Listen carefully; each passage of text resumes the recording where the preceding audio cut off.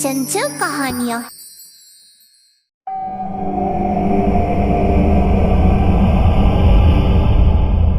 अपने बेटे ऋषु के माथे से टपकते हुए पसीने को देखकर सविता की हालत खराब हो गई। ऐसा आज पहली बार नहीं हुआ जब ऋषु नींद से घबरा कर जागा है।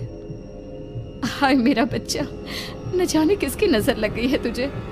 जब से मेरे बच्चे ने 10वीं के एग्जाम में स्कूल टॉप किया है तब से रोज बुरे बुरे सपने आने लगे हैं।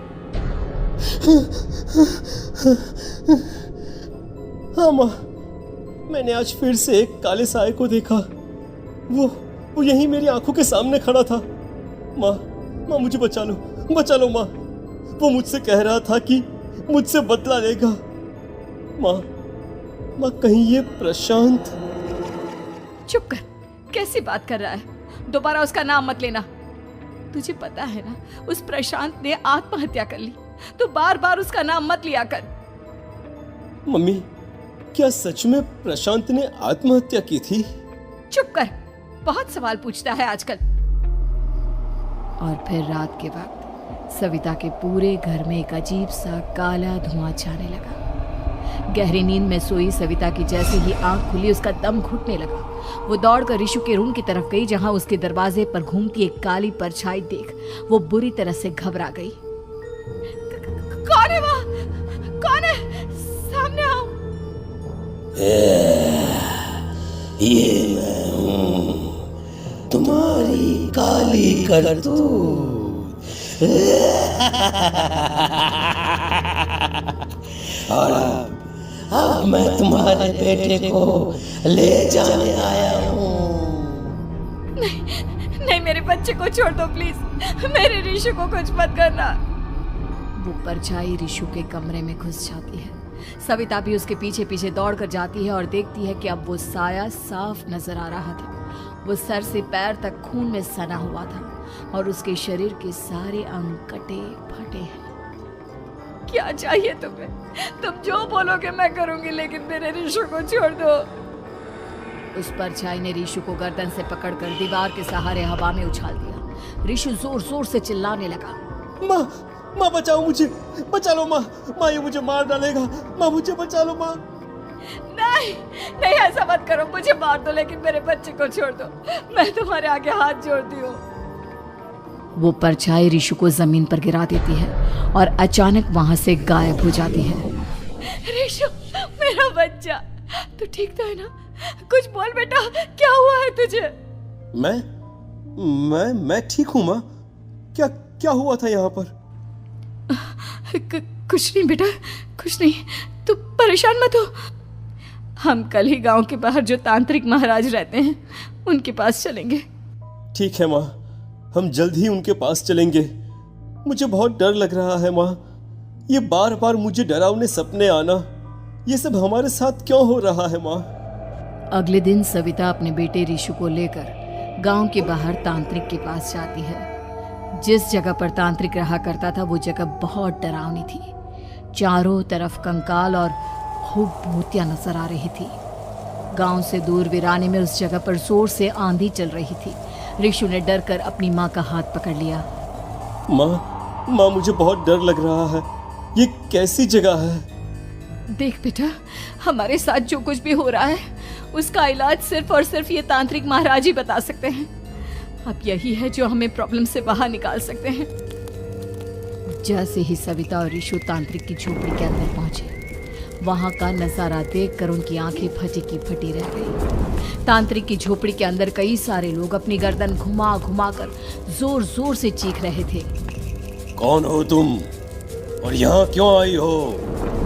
महाराज, मेरे बेटे को कुछ दिनों से एक डरावनी काली परछाई नजर आती है और कल रात उसने मेरे बेटे पर हमला भी कर दिया।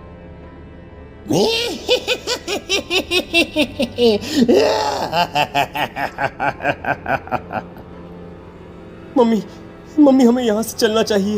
ये जगह मुझे ठीक नहीं लगती। नहीं बेटा, ऐसा नहीं कहते। रुक जाओ, 2 मिनट के लिए रुक जाओ। क्या कहा? काली परछाई? तुम्हारे बेटे पर किसी काली परछाई ने हमला किया? हाँ महाराज, वो कह रही थी कि वो मेरे बेटे को कुछ कर देगी। कोई उपाय बताइए महाराज, मेरे बेटे के साथ कुछ गलत नहीं होना चाहिए। तुमने किसी दूसरे के साथ गलत किया है तो तुम्हारे साथ भी गलत होकर ही रहेगा। तुमने किसी की जान ली है, किसी को मार डाला है तुमने। नहीं महाराज, मैंने ऐसा कुछ नहीं किया, मैंने किसी की जान नहीं ली। मुझे कोई उपाय बताइए। लगता है तुम इतनी आसानी से नहीं मानोगी। मैं तुम्हें अभी उस काली परछाई से मिलवा देता हूँ और वही सारा सच तुम्हारे सामने लेकर आएगा। सविता और ऋषु ने डर के मारे अपनी आंखें बंद कर ली। तभी अचानक तांत्रिक की झोपड़ी में अजीबोगरीब आवाजें गूंजने लगी। सविता और ऋषु बुरी तरह से कांप रहे थे। आंखें खोलो और अपने सामने देखो। क्या यही है वो जिससे तुम कल रात को मिली थी? बताओ मुझे। हाँ, इसने कल रात मेरे बेटे के ऊपर हमला किया था। ये उसी लड़के की भटकती हुई आत्मा है जिसे कुछ दिन पहले तुमने मार डाला था। मम्मी ये महाराज क्या कह रहे हैं? क्या सच में आपने किसी की जान ली है, किसी को मार डाला है? अगर हाँ तो बताइए ना मम्मी, किसको मारा है आपने? किसको? तुम्हारी माँ इतनी आसानी से सच नहीं बताएगी बेटा। इसने एक बच्चे की जान ली है। कहीं उसका नाम प्रशांत तो नहीं महाराज? वो मेरा दोस्त है, मेरा मतलब मेरा पड़ोसी है। सही पहचाना। देखा सविता, तुम्हारा खुद का बेटा भी जानता है कि तुमने किसी के प्राणों की बलि चढ़ा दी और इसीलिए अब उसकी बुरी आत्मा तुम्हारे घर में भटकती है। मुझे माफ कर दीजिए महाराज, मुझसे बहुत बड़ी गलती हो गई। प्रशांत हमारे पड़ोसी का बेटा था।